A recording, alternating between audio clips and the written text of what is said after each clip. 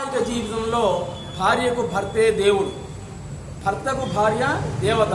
ఇద్దరికి సమానమైనటువంటి హక్కులు బాధ్యతలు కూడా ఉండనే ఉన్నాయి. సర్వాన్ని అనుభవిస్తూ సర్వాన్ని విడిచిపెట్టేటువంటిదే వివాహం అని చెప్తుంది. జాగ్రత్తగా వినండి.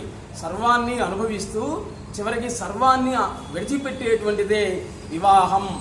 బాధ్యత తెలిసి ప్రవర్తించేటువంటి వాడే భర్త.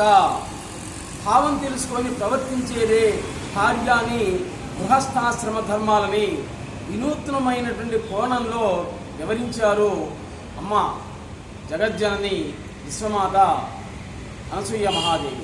సంకల్పమే సంసారం అని చెప్పిన ఒక సందర్భంలో మానవుడి యొక్క సంకల్పమే సంసారం.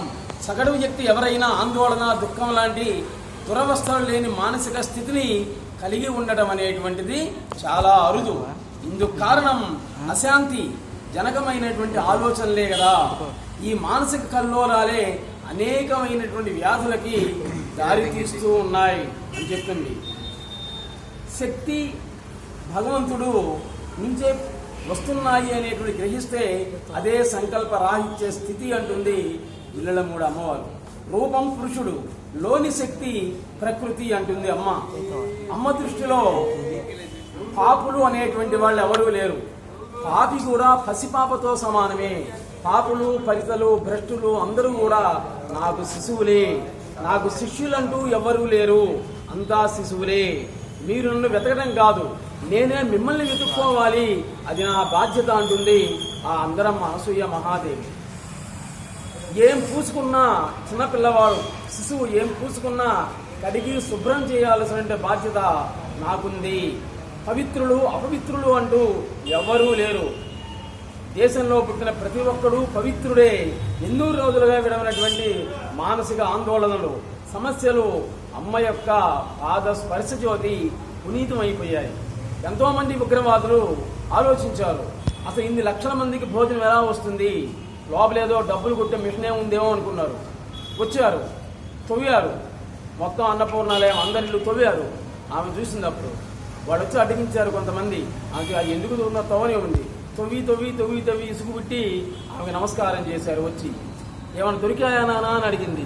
ఏం దొరకలే, మట్టి రాళ్ళు అంది. మరి అదే ఇక్కడ జరిగేదంతా కూడా దైవ సంకల్పమే. ఎవరు అన్నం పెట్టట్లా, ఎవరు తింటంలే.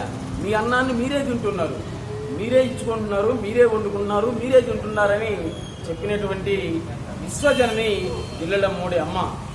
అందుకే అటువంటి ఉగ్రవాదులు కూడా చిట్ట చివరికి ఆమె పాదస్పర్శతో జనాజీవన శ్రమించులో కలిసిపోయి ఈరోజు దానపరులు, ధర్మపరులు అయ్యారు. అటువంటి వాళ్ళు ఆ విధంగా ఎంతో మందిని మార్చింది. పాపులమని కుమిలిపోయిన అసంఖ్యాకులు అమ్మ కనుసన్నలలో తన చెడు సంస్కారాల స్వస్తి చెప్పి ఆరోగ్యకరమైనటువంటి జీవితాన్ని గడుపుతూ ఉన్నారు ఎంతోమంది. నీ వృత్తి ఉద్యోగాలని నిష్ఠతో నిజాయితీగా నిర్వహించడమే నీ యొక్క ధర్మం. ఇది సరిగ్గా అనుసరిస్తే ఇక దేంతో కూడా అవసరమే లేదు. వాదన యొక్క అంతమే వేదాంతం అని నిరూపించినటువంటి ఇళ్ళమూడి అమ్మవారిని గురించి మనం ఎంత చెప్పుకున్నా కానీ చాలా తక్కువే. అందరూ ఒకసారి జిల్లెమూడి పుణ్యక్షేత్రానికి వెళ్ళి అక్కడ భోంచేసి ఆమె ఆశీస్సులు పొంది ఆమె యొక్క గురించి ఉన్నటువంటి పవిత్రమైన చరిత్రను తెలుసుకోండి. నమస్తే.